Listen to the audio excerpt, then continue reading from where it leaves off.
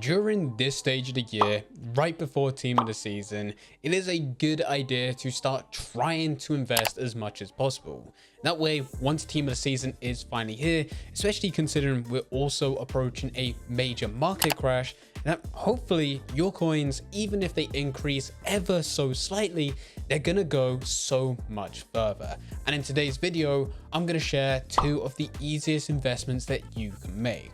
But before we do get into the video, if you're really looking to get ahead, then there is no better place than SkyCoach, which is today's sponsor.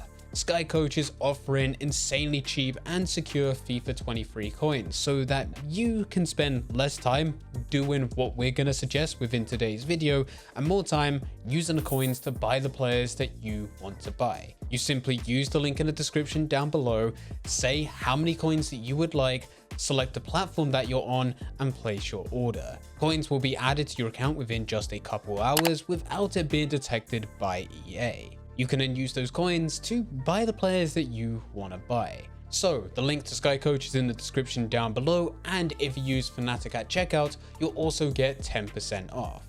Nice. We're looking at investing, and this really is a good time to invest. Coming off the back of the most recent promos, there's a lot of players which have plummeted in price, allowing you to buy them for relatively cheap.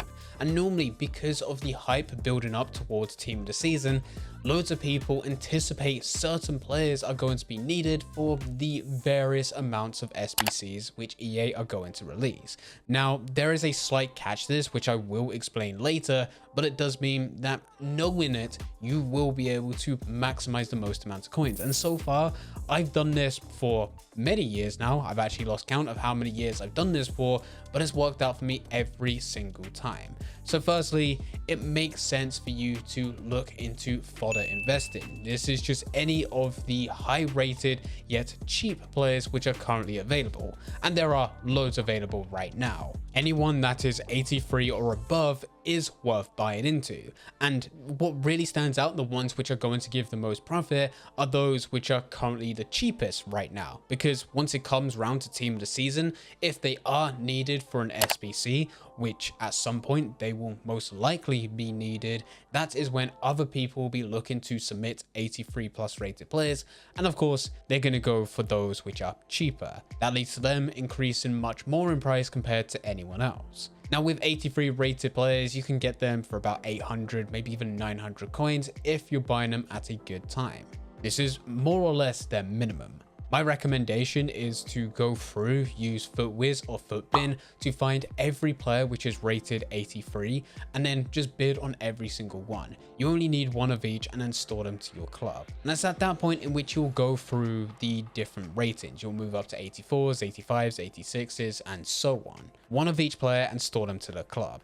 Now you can take this to the extreme. Many people do this throughout the year where they actually use their unassigned. So instead of getting one of each player, which is what I like to do, they would go and get loads of one particular type of player and then keep them in their unassigned pile. This actually helps in a few different ways. Firstly, you could buy as many players as you want. You're not just limited to one of each player. You can get loads and just store them all there, depending how many coins you want to put into them. And of course, it doesn't need to be just one player. You can buy multiple of several players so that you're more diversified, with there still being a higher chance of you making a lot more profit on every single one of those cards than just going for, say, 83 rated. I've also spoken to people in the past who say they like doing this because it also stops them from heading over to the store. Let's just say alongside trying to invest, you're trying to stack up on as many packs as possible. If you are someone that all of a sudden gets that urge to go over and go on a pack opening spree, you can't really do that when trying to invest this way, because every single time that you do head over to your store, it will tell you that there's items that you must deal with before opening any more packs. That's all the players which are currently in your unassigned. So people have used this before as a method to stop them from opening all the packs that they're trying to save. The second investing method that I use is I'm still buying into Team of the Weeks on a weekly basis. Whenever they get released on Wednesday, that is when I'll take note of who's currently available, see the players which I think could be potentially good investments, and then by the end the following week, so the following Wednesday, just before a new team is released, that is when I will buy into the players which I think could be good investments. Now, what makes a good investment is somewhat subjective, but typically I go for those which are valued anywhere between 10 to 20k, relatively good rated, or if they're in a popular league. We're talking Premier League, Liga and Serie A, Bundesliga and La Liga. I like going for these types of investments because, well, you don't really need anything special to happen for them to increase. As long as EA consistently releases SBCs, there will always be people that submit these types of Team of the Weeks into those challenges. And that leads to them gradually getting rarer on the market, but demand remains the same, so they also gradually increase. Before major events such as Team of the Season, they typically see a bit of a pump just a couple weeks before. Now this is where I'm going to talk about that secret tip that I hinted towards earlier.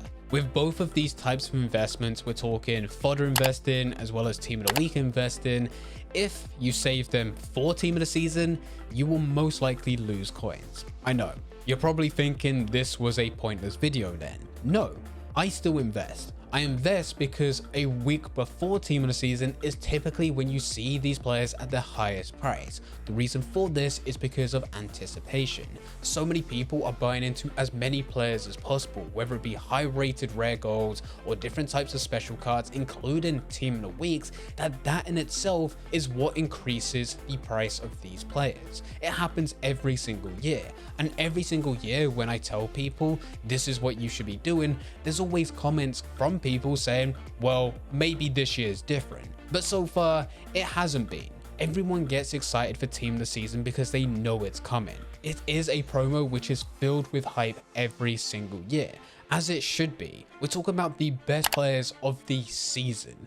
They get insanely boosted cards, on top of them already being insanely good players within game. The cards themselves look good, and it lasts for months, with there being new teams every single week and there being so many players. The thought that some of these players could be included as part of SBCs, which they will be, but because so many people are looking to invest to make hundreds of thousands or millions of coins, that normally once an SBC is released, instead of people using those players to complete the challenge, they end up trying to sell all the cards in order to make profit. As soon as you're able to make a bit of profit from these players, to start selling them off. This is why I start my preparation a fair few months before Team of the Season is actually released. That way I'm able to buy when no one else is buying and I get them insanely cheap, and then I'm able to sell them when everyone else is buying in, and that's when I'm able to make my profit. And this all happens during the market crashes, the two major market crashes that we see throughout the year. This is where everyone sells off their club in order to go and build up as many coins as possible. That in itself causes a market crash, and then of course more people go and buy into FIFA points or open their packs that they've been able to save for weeks or even months during Team of the Season, which also causes another dip. And throughout this phase, I'm normally able to profit from it. There are some investments which make a hell of a lot more than others, but even on that lower end, if I'm able to make 1,000, 2,000, 3,000 coins, which doesn't sound like too much, you need to remember that market crash.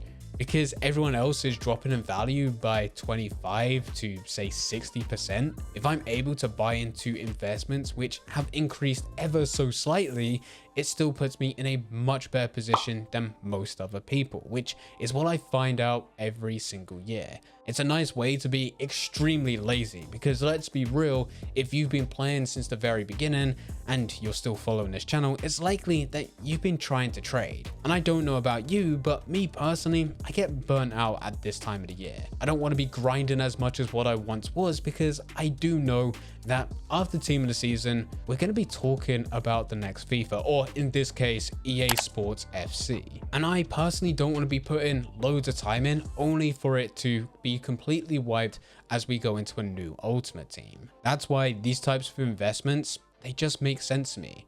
they're extremely low risk, and you're still able to profit during what is a very tough time when looking at player value. If you do have any questions about anything, then please feel free to leave them in the comment section down below. But anyway guys, I hope you guys did enjoy. If you did enjoy, don't forget to leave a like and subscribe.